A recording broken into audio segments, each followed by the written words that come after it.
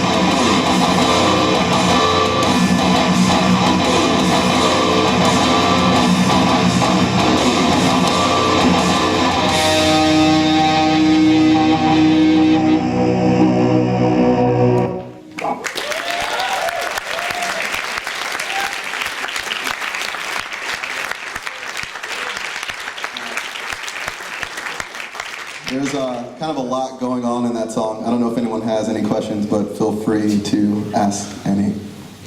Please ask one. How about that? How'd you get into 8-string guitars? I got into 8-string guitars because of Meshuggah.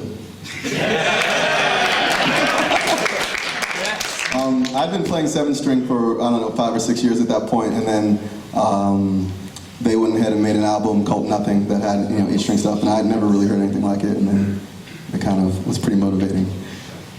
All right, anyone else? Where did you study? Sorry. Where are you at? After Reflux, so what did you do musically to sort of maintain the lessons? Okay. Can everyone hear the question? Should I repeat the questions? Yeah. Okay. He's wondering where I went to music school, I guess. Is that what you're wondering? Yeah, did you, or, Yeah, all right. I'm in my 16th year of guitar playing.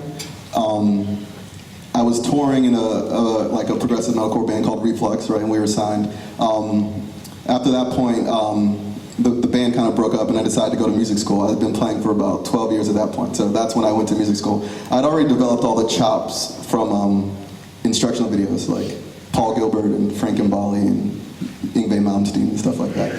But that was all like emulation of, I would see them demonstrate stuff and I would just learn it, but I didn't really know what the harmonic minor scale was or what like a, dominant chord was really. I was just emulating stuff by ear. Music school, I went in 2006 to the Atlanta Institute of Music, and they have a one-year music program that's, it's college level courses, but it's, a condensed curriculum, so it's not a degree program. You don't go for 4 years or however long you guys go to university here. It's 1 year and they try to kind of get you reading music and, understanding just harmony and rhythm a little bit more than you did before. So that's kind of, I think my playing took off a bit after doing that. I kind of had more of a grasp of what I was really doing, so, yeah. Can you play blues? Kind of. I prefer not to, most of the time. Actually, blues is great. I just like, I don't know. I feel like it's such a stylistic form of guitar playing that I think to really do it justice, you should spend most of your time listening to it and playing it. And I listen to other stuff mainly, so I think a blues player would kind of look at me and then look the other direction or something. He might like my hat, though. You got one? Yeah. How did going to music school affect your songwriting? We didn't actually have composition classes, but it got me thinking about chord progressions a lot more. And things like tension, like melodic tension and release, I guess, so how chords resolve, like cadences and stuff like that. So all these things are intuitive. When you're listening to music, you're receiving a lot of this stuff, whether you know it on a theoretical level or not. But school just kind of put a focus on it and put it into words, and we really examined what was going on when maybe a chord made you feel sad or made you feel happy, or like the Twilight Zone, or whatever the case is. So that's what it helped me to kind of put that into my music a little bit more. You got one? Is that how you developed your chord vocabulary after school? Because a lot of videos I've seen, where you're just jamming, you just have all these really cool just progressions that you're just coming up with. I'm just kind of how does he sort of develop all those voicings and all that stuff? How did you develop that vocabulary of chords? Okay, developing chord vocabulary. I had to learn jazz standards. And beyond that, here's what happens with learning harmony on an advanced level. You end up learning jazz because it's the only form of Western music that really utilizes harmony to that extent. So whether you like jazz or not, you might end up sounding jazzy if you're playing a 13th chord or a sharp 11 chord or something. But beyond learning jazz, it was more of learning chord construction, like the options you have when you play a chord.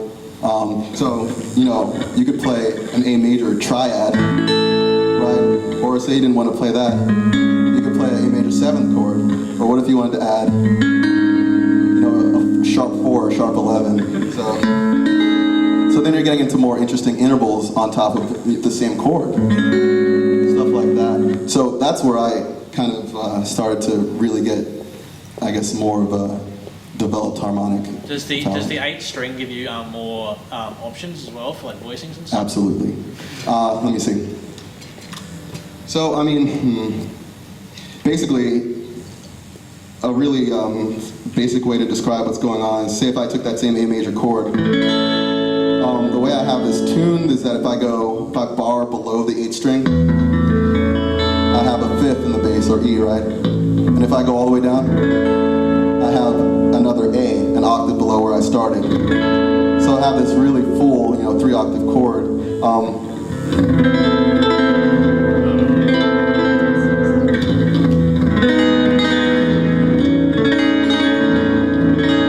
So you can just start messing around with various intervals against that same root. Another cool thing to do is to utilize open chords, in your voicing. So say I wanted to play like an E minor chord. Like that's a really, basic sort of voicing of it, but I could do like an E minor 9 like that. If I slide it up an octave.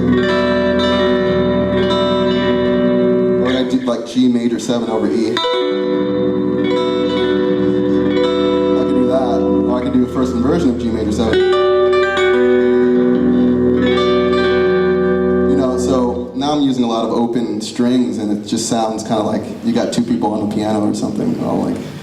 So the 8th string definitely expands your ability to play chords, especially positionally as well, because if you wanted to play this A here, you'd have to have a 7th string first of all. But there's various other things where, like, if I wanted to grab an F sharp, I'd have to do it here normally, but the 7th string will allow me to play it in this position, which opens up all these notes here, which I couldn't do down there. Yeah. So it's really advantageous. Yeah, one.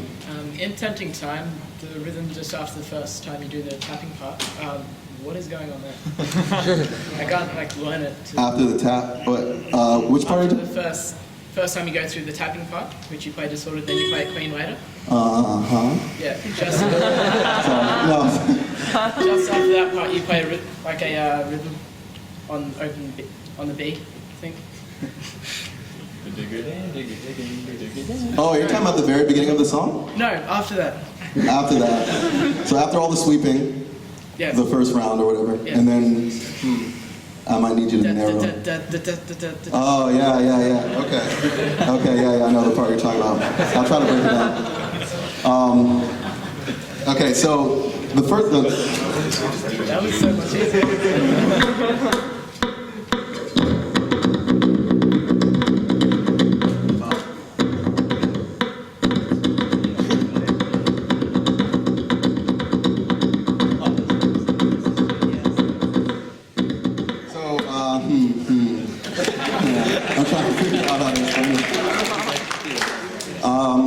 What I do is I kind of just learn my own version of what's going on. So if you were to notate it rhythmically, I'm sure it'd be like an odd metered 8th note based phrase that was cycling over an even meter, if that makes sense, right? So maybe it's in 7/8 or something like that, but you're hearing a quarter note pulse. But I just go dun dun dun dun dun dun dun dun I didn't write that part. Misha, the guy who produced the album for me, he kind of had that rhythmic idea. But you'll hear there's stuff like that throughout all of our music. So there might be an example where I can actually explain exactly what's going on a little bit better in this thing. Okay. You got one? Who's your favorite band? My favorite band?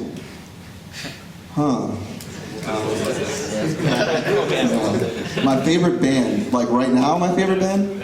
Because it like changes over time or whatever. Favorite band? It has to be like a band with instruments and stuff like that?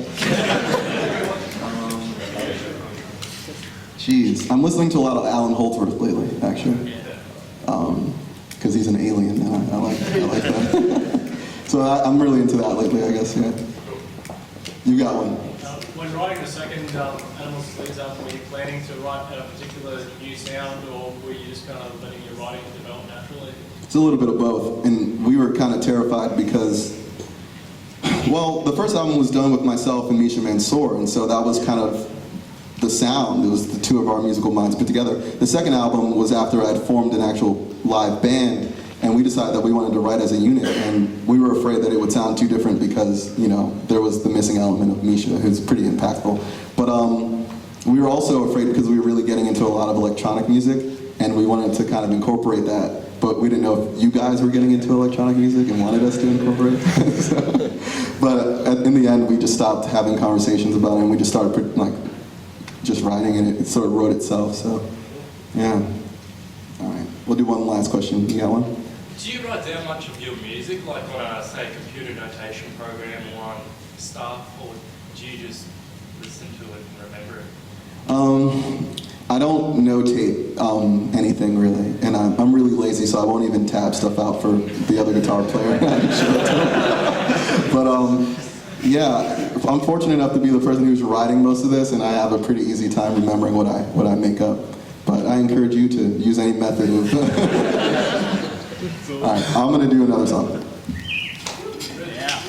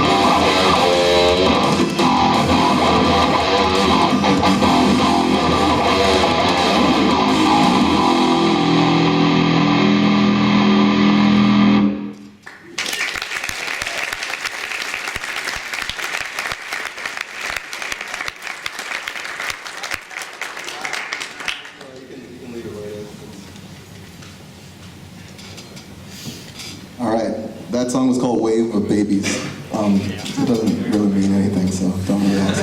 But do we have any questions after that? A few. All right, we'll start with you. Animals as Leaders, Periphery, Tesseract, Meshuggah co-headlining tour. Will that ever happen? Everybody co-headlining? Yeah, And just like a take four turns, bands co-headlining thing. or like draw straws before each show. So. That'd be a good package. I mean, I don't know if you should write your local congressman or whatever. We're doing shows with Meshuggah in the UK, which doesn't really help you, but Can you bring it here? we'd love to. Meshuggah's coming for Soundwave, is it, or one of those? Yeah, so you can see them. When will we get an Animals as Leaders We- headlining tour here? Man, we've been trying to come for a while. I don't really know. I mean, the fact that I'm here now is a good sign, though. So hopefully, and the fact that you guys are all here is an even better sign. So I think maybe this year. Maybe this year. We'll see. I don't know.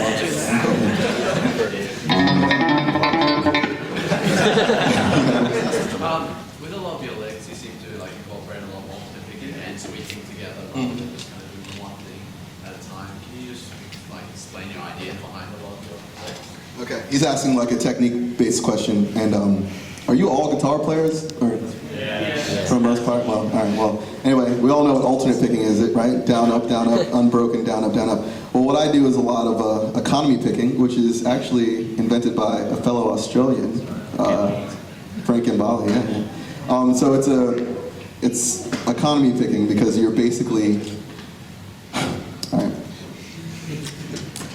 Say you're doing a 3-note per string pattern. If you're alternate picking, you have down, up, down, up, down, up, down, up. But what happens when you're physically changing strings is you have down, up, down, up, down, up, down, up. On those upstrokes, like down, up, that third upstroke is actually the opposite direction of where your next note is. So you're going, well, take my word for it, right? So what you want to do with like, economy picking is you're eliminating that upstroke and you're just doing 2 downstrokes in a row. So you're going down, up, down, down, up, down, down, up, down, down, like that. And it allows you to kind of get a lot of speed because you're eliminating a needless upward motion, you know. So a lot of my, even parts like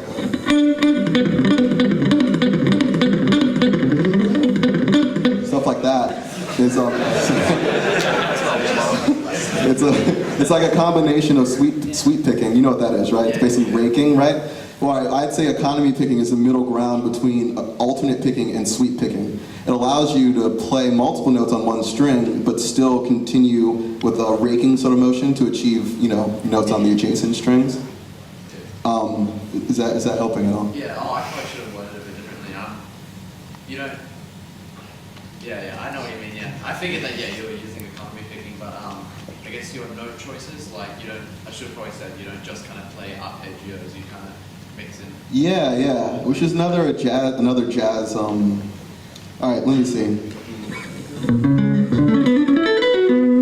So there's, you know, when you're economy picking, there's actually a limitation in place, and it says that whenever you're doing, if you want to ascend to the next string, you have to do an odd amount of notes on that string, because it'll put you on the opposite stroke, right? It'll keep you going down. And if you want to reverse directions, you have to do an even note grouping, right? So it kind of dictates what you're allowed to do, and through that, you can come up with some interesting phrases. And that's part of the reason some of my lines might sound a certain way, is because I'm kind of rigidly alternate pick or economy picking. So it's kind of dictating like when I change strings and how many notes I play on each string. But beyond that, like, I try not to just play scales ascending and descending unless I want to. And what I try to do is play arpeggio shapes. So, trying to think of some good examples.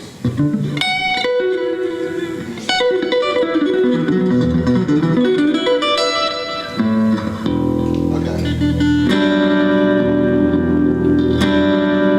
So say I wanted to play over like any minor chord like this.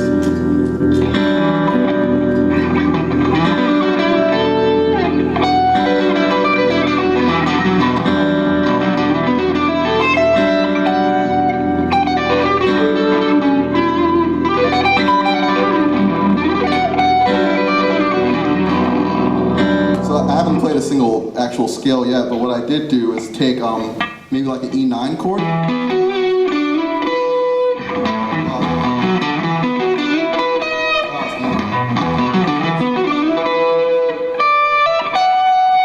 So I'm going like the first degree of the scale, the fifth degree, the seventh degree, then I'm sliding up to its octave, and then I'm doing that again.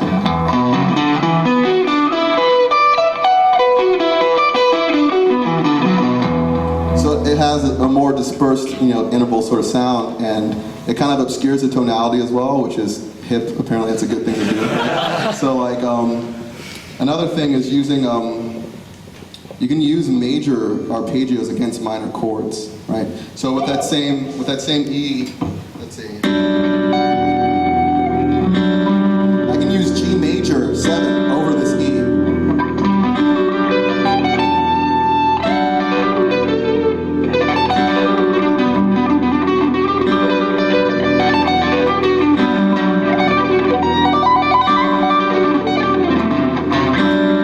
Right? So now I'm kind of like using diatonic chord harmony against a chord, and you produce intervals that just are a bit more away from the tonal center of the chord you're playing on, if that makes sense. Yeah. These are all like jazz chord concepts. Like most players, when they're playing over a standard, they'll play over each chord, and they'll usually choose to use an arpeggio as the basis of their phrase, as opposed to the whole scale. So instead of playing the G major scale, you play a G major 7 arpeggio, and you restrict yourself to only using the chord tones inside of that arpeggio.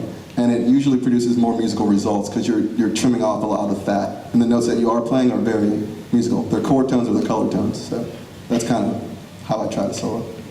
Yeah. Did that kind of create a Lydian effect there then? Sorry, on that? Say that again? Did that kind of create like a Lydian kind of tonality then, with what you were doing? Yeah, I don't know if it really implies Lydian as much as it'll bring out extensions in the chords. You know what a cool superimposition to do is like, if you wanted to imply Lydian, say,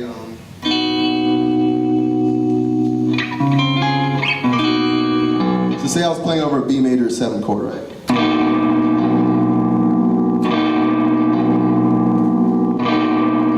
This is you can use a minor pentatonic scale off the 7th degree of the major chord, right? So you can use C, B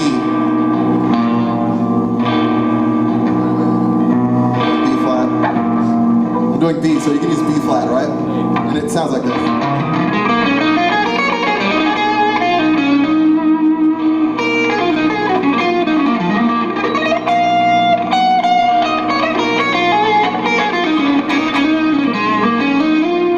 So this is when I do use the blues, by the way.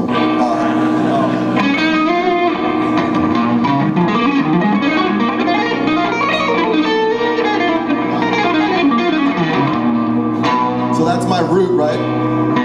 But I'm using this as actually the start of my scale. So basically, if you want to imply Lydian, you can play a minor pentatonic scale off the major 7th of that chord. And it sounds cool. You play all your blues licks, and it just has that blues feel, but you're implying Lydian. So if you can remember that one, that's a fun little trick. Yeah.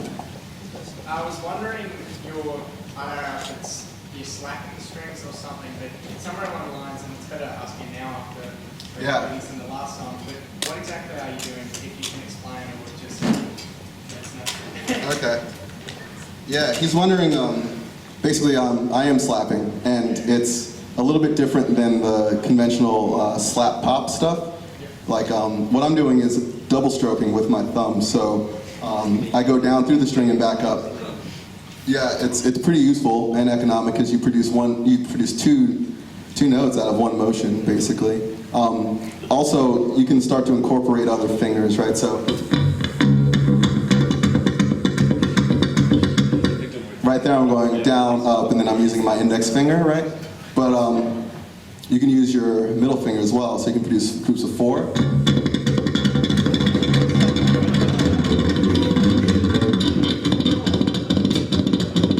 Right? And then what what I've recently started doing is using three fingers. Yeah. So that's let me see. Well, if you did it, you get a group of 5. Which another way to produce a group of 5 is to actually hammer on a note, right? So you can do like a.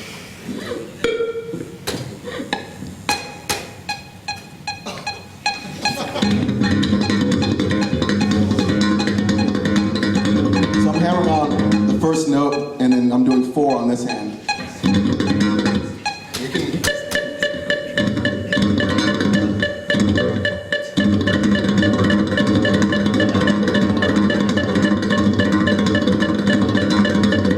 You can get that up pretty fast if you care to. But it's pretty cool. It's just basic addition. So say I wanted to do a group of 7, and I only know how to do a double stroke and use these 2 fingers. I could combine a group of 3, 1, 2, 3, and then a group of 4. Right, so you can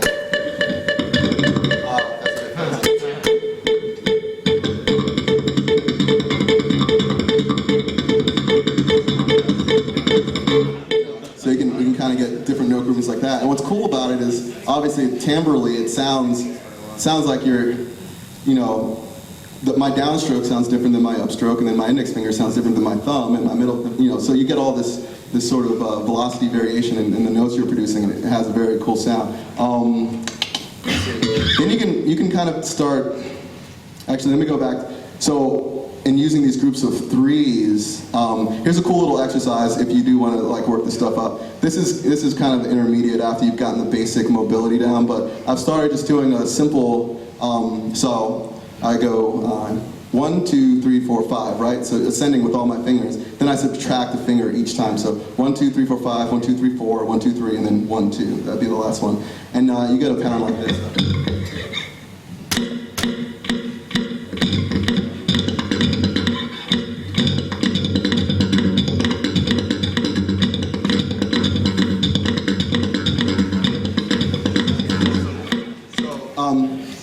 That's just percussive, so if you want to add some notes, this is actually like a newer riff I'm working on.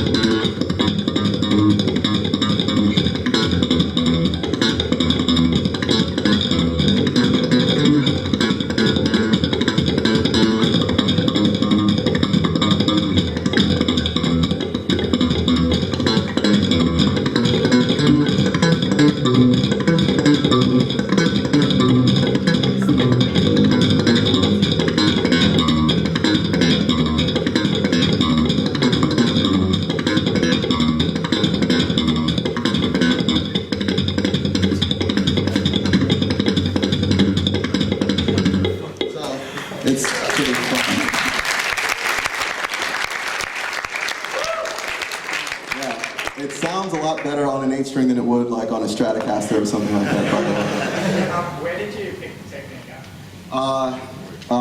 There was a bass player I was playing with, Evan Brewer. I don't know if he has an album out now. He plays in the Faces as well. But he had learned it from Reggie Wooten, who is Victor Wooten's older brother, who's like a world-class bass player. And I'm gonna go ahead and say that they like made it up or whatever. Like they're the first dudes to do it. But it's kind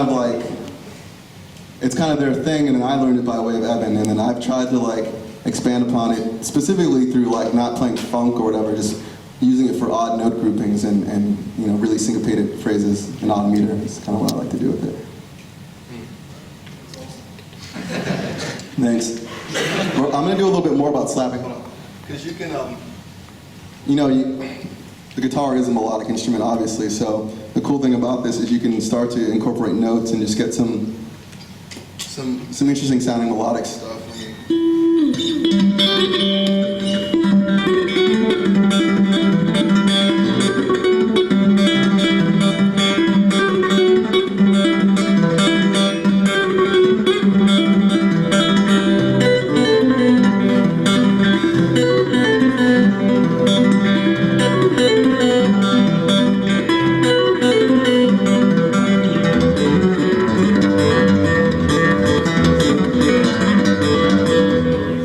You kind of introduce it into triads and various other, just simple 3-note chords.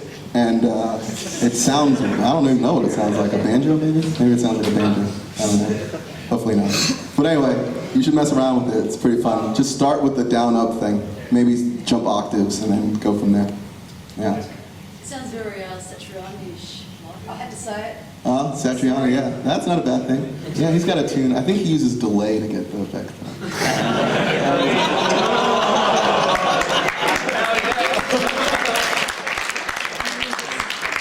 Oh God, I hope he doesn't see that. I love Joe Satriani. You got a question? Yeah, mate. It's more about your harmony on the Weightless album. Do you find that you try and derive your harmony from people like Alan Holdsworth, Greg Howe, Brett Garcett, if you've heard of him? He's an I've heard of him, yeah. Excellent player. From the Gold Coast. You know how they use a lot of augmented, diminished sort of harmony? I found a lot more of that on the Weightless album. There is way more of it, and I'm glad you noticed. Did you consciously try and get their sort of sound, or? What actually happened is the first album's material is actually quite a few years old, and so this represents where I was with my guitar playing then. By the time I got around to recording Weightless, most of that material was post-music school stuff, and I, learned modes of melodic minor and harmonic minor, and so that harmony had crept into my playing, but it just wasn't really on the first album as much. But yeah, it's kind of where I'm at these days. I really like challenging harmony. Like, I'm not as out as Holdsworth, but it's kind of in the same direction. Yeah, no one's as out as Holdsworth. I know, he's... So... Yeah, I kind of found that on the first harmony, it was a lot of major harmony, a lot of yeah, all like basic major scale stuff, which, I mean, dude, you could probably write a lifetime's worth of material with just diatonic major scale harmony and not really, feel like you're missing out on anything. But if you want to get weird, whole tone and augmented major triads and stuff like that, which is stuff I really like because it, it's just a bit more compelling. It creates that like, all right, here's what I think most scales and modes kind of imply a tonality that pretty much is an emotion, right? So it's usually on the happy side of life or the negative side. And a lot of the modes of melodic minor and harmonic minor are combining, a major seventh but a minor third. And so now you've got this sweet and sour thing happening, or this sort of like bittersweet sort of thing creeping in. I find it, I really like it, so that's kind of using that stuff. You got a question? Yeah, I just wanted to know, in Where the Babies, the second repeat of the slap guitar riff, there's what sounds like a tap or a sweep riff over the top. Yeah. I've never actually seen you play it. Yeah, You okay. didn't do it for the EMG 808 demonstration either, so I'm just curious. I forgot how to play it. And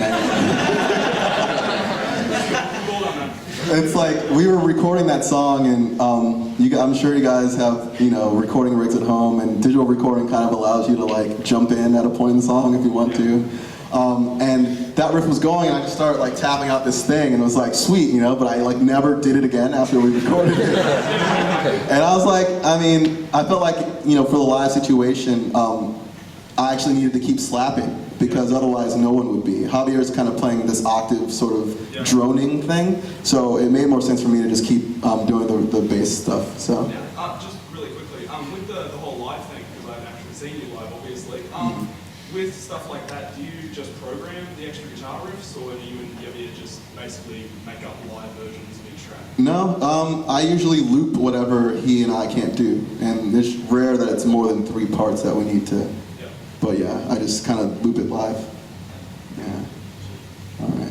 You got a question? Yeah, I had a question about technique. You didn't do it so much in Wave Babies, but in a couple of songs where you're doing the two-hand tapping stuff, where you're doing like a riff rather than a lead line.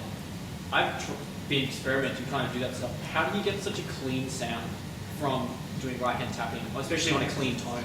Yeah. Whereas when I play it, it sounds like I'm hitting the strings. Yeah, okay. You have to like tap hard, is how that works. Yeah. I don't know any other,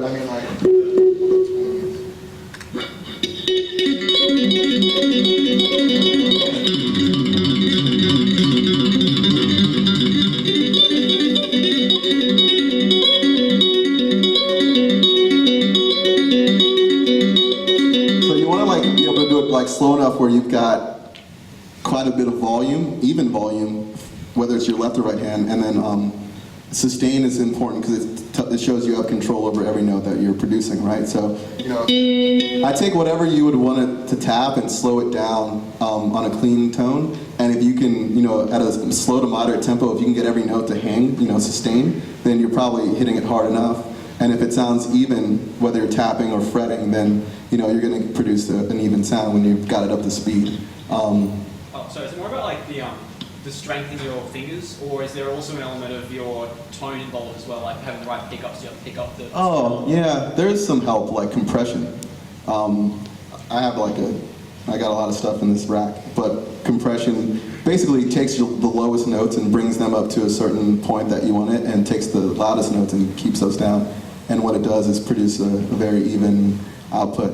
But so if you use pedal still, you could just get like any sort of compression pedal. It'll help, but I wouldn't want to use that while developing the technique because it's a bit of a crutch, But once you've got it up and you can do it either way, it'll help to cut, in a mix or something, you throw some compression on there.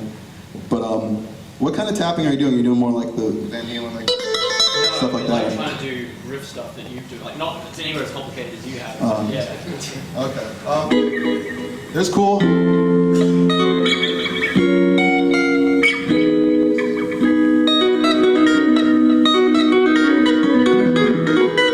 There's stuff you can do while holding a chord, right? Like using the chord as a capo.